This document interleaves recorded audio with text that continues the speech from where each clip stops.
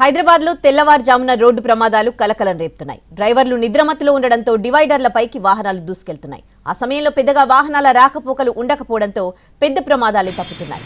ఇవాళ ఉదయం బేగంపేట్ ఫ్లైఓవర్ పై ఓ కారు అదుపు తప్పితే షేక్పేట్లో మరో వాహనం బీభత్సం సృష్టించింది.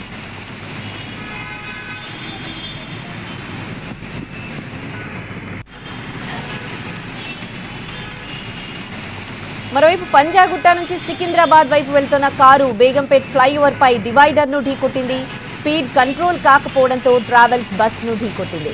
ఆ తర్వాత రివర్స్ లో వెళ్తూ ఫ్లైఓవర్ వాల్ కి తగిలి ఆగింది కారు. ఈ ప్రమాదంలో కారు ధ్వంసమైంది.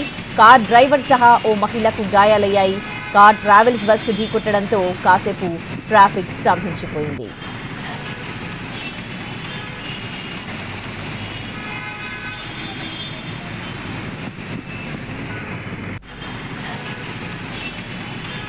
షేక్పేట్ నాలా సమీపంలో ఫ్లైఓవర్ కింద మధ్యలో ఉన్న డివైడర్ పైకి ఓ వాహనం దూసుకెళ్లింది. ప్రొడక్షన్ హౌస్ కు చెందిన ఈ భారీ వాహనం మితిమీరిన వేగానికి తోడు డ్రైవర్ నిద్రమత్తులో ఉండడంతో అదుపు తప్పింది. డివైడర్ కు అటు నుంచి ఇటు దూసుకొచ్చింది. ఈ ప్రమాదంలో డ్రైవర్ కు గాయాలయ్యాయి. వాహనం స్పీడ్ కు ముందు వెనుక టైర్లు మొత్తం ఊడిపోయాయి.